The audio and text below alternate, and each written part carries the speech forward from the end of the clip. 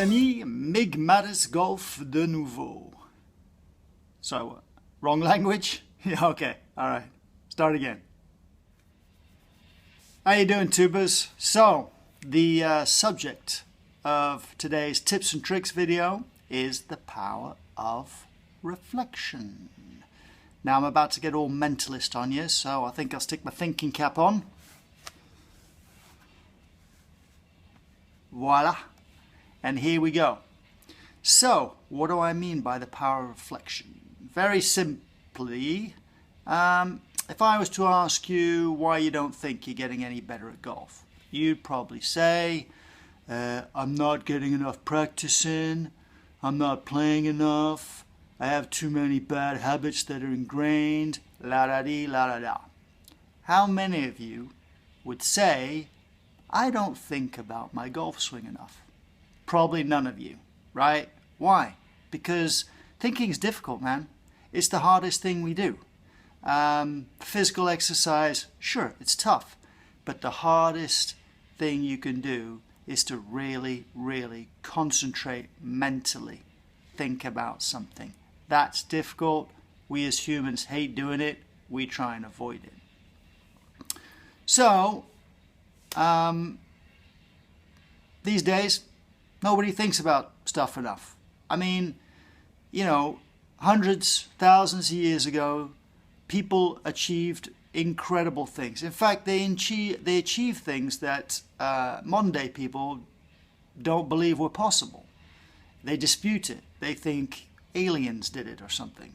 And that's because we live in a fast-paced world where we want everything now, and we have computers and we want things to happen quickly, and we don't realize that great things in the past were achieved by great men and women by thinking about stuff for a ridiculously large amount of time. You know, old philosophers, old scientists, they would ponder things for hours on end and eventually come up with a solution. The human brain is it's not a fantastic machine, it's the best machine ever invented.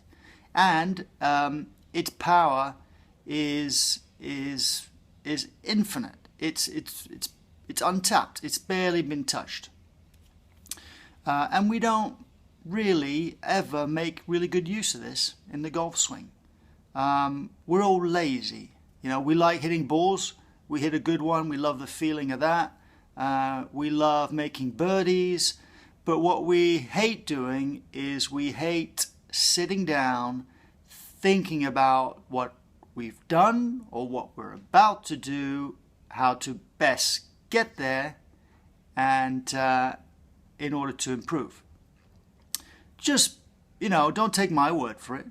Think about what old golfers used to do. Think about what golfers used to do 50 years ago, 100 years ago, before they had TrackMan, before they had, you know, slow motion cameras, before they had, you know, these weight shift pads, before they had all these gizmos that sure are helping golfers, sure they're helping the right golfers, but they're not helping you and me. We don't have access to those things. Well, we do, but it's expensive.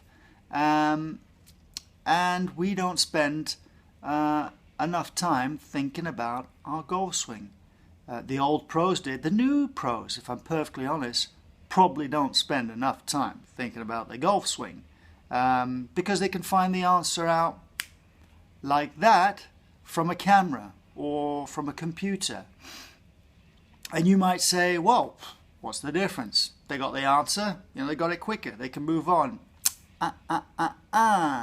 Sorry, friends, that's not how the brain works. It's one thing to be given a piece of information. Brain goes, yeah, okay, I get that, move on. It's another thing to stumble across or figure out the answer for yourself. Because what that is reflection. That is you coming to the conclusion on your own, and in order to do that, the brain has to go through all its little computations and figure out what works and what doesn't work. And when you finally get to the solution in that manner, it is cemented. It is there, it's never going anywhere. It's not the same as somebody telling you something once and then you forget about it a week later because you were told it. You know as well as I do, if you have to figure something out on your own, that's it. It's in there forever. It ain't ever going anywhere. So that is the best way of learning, really. We all need to do this to get better at golf. So how would you go about this? Well, I'll give you an example. I'll give you a few examples. You go play a round of golf and you finish. You might have played well that day. You tap yourself on the back. Yeah, you congratulate your mates. You talk about it. Oh, look, I made birdie here and I made eagle there, etc., etc. The elation, the fun takes over. And you go home and apart from thinking about how fun it was, that's it. You don't really think about the round in detail. You don't think about the poor swings that you made. You don't think about the good swings you made and why they were good swings. Conversely, the same is true when you have a bad round. Well, now you're all emotional. You're all upset. You think you stink. You want to snap your clubs. You want to give up golf. And that negative emotion takes over. And that doesn't allow you to think about your round. Oh, the last thing you want to do is think golf now. Oh, I suck at it. Oh, that's it. I want to give up. I don't want to think about it anymore. Yet again, you've missed an opportunity to learn. This is where you have to force yourself. You go to the range, you're working on something, you're hitting balls. These two polar emotions rule your life. Hit a good ball, goes exactly where you want, right out of the sweet spot. That feeling, that rush takes over. Oh, fantastic! Yeah, I've got it. Let me get that feeling again. Let me drag another ball in front of me and swing as fast as I can to hit that ball to get that feeling. It's a drug, right? Like any other drug. And then the opposite, of course, is a duff one.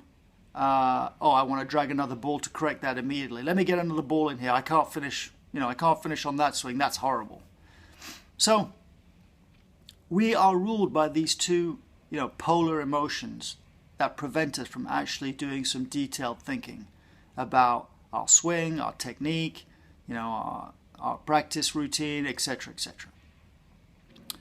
So we have to become disciplined. We have to take time to think about what we're doing in between shots, especially during practice, and think about what we're going to do before we go practice, before we go play our round, and think about what we did after our round.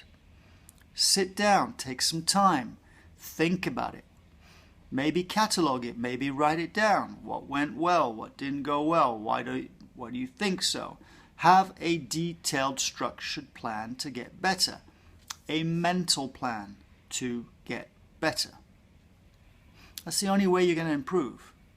I make the analogy that imagine a maze, right? Imagine one of those mazes that you see sometimes in beautiful gardens, made out of beautifully trimmed hedges.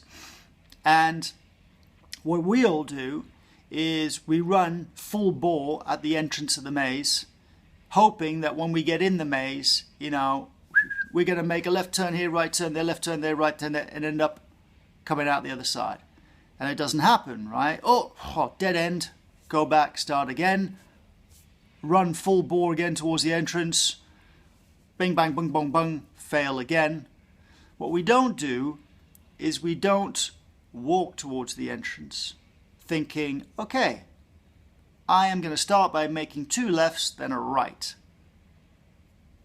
Make your 2 lefts, then a right, dead end, walk back out, start again, thinking, okay, I now know that I made 2 lefts and a right and that was incorrect, so I'm going to make 3 rights. you see where I'm going with this, right?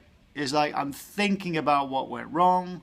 I've got a plan for the next time I try, and at least I know what worked, what didn't work. The ultimate plan would be very slow but very successful. I'm going to walk in the maze and I'm going to hug the right hand side of one wall until I eventually come out the other side. It will work. Take a long time, but it will work.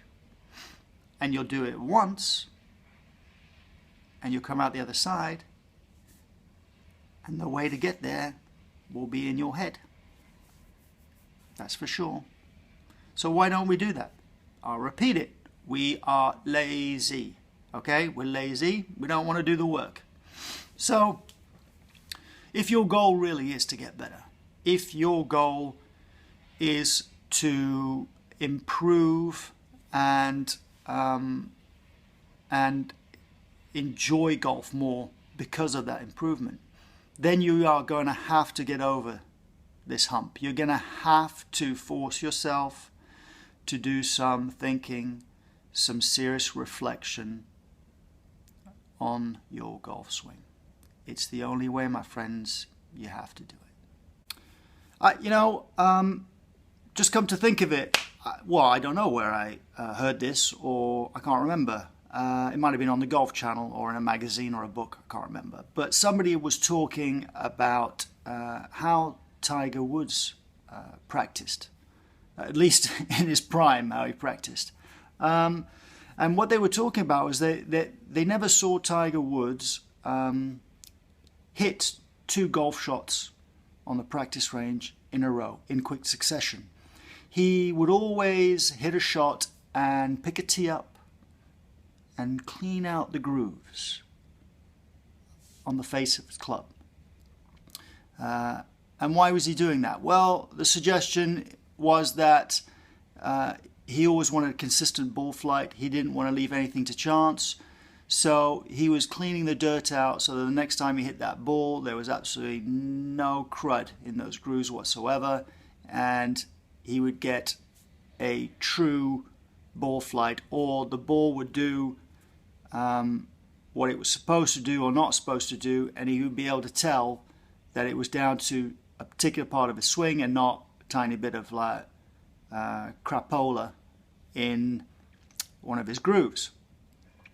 But whoever was commenting on this also suggested that what this allowed Tiger to do was to reflect on the last shot he just hit. So as he stood there cleaning out the groove, he's thinking about what he's just done. He's not just dragging another ball in front of him and pounding it down there. He's always thinking. So, I go hit, you and I go hit a bucket of 100 balls driving range. I don't know how long it takes you. Doesn't take me very long because I is lazy. But it's not the case with the pros. A small little bucket will take them a long time because they are methodical about their setup. They're methodical about how they practice, and they're always thinking about it. They're thinking about what just went on. What happened to that ball flight, to that shot? Okay, what am I going to do? What's my plan? So anyway, that little example just illustrates that if it's good enough for them, it should be good enough for us. That's how they got to where they are. We need to be doing that as well. So just hitting one ball after the other, it's not going to cut it. You have to do some serious thinking. All right, I hope that helps. Post some comments, do some thinking. Let me know how it goes. Hope you like the video. Subscribe if you get time, and I will see you again shortly with another video. Okay, folks, MIGMATIS Golf signing off. Thanks for watching. Peace.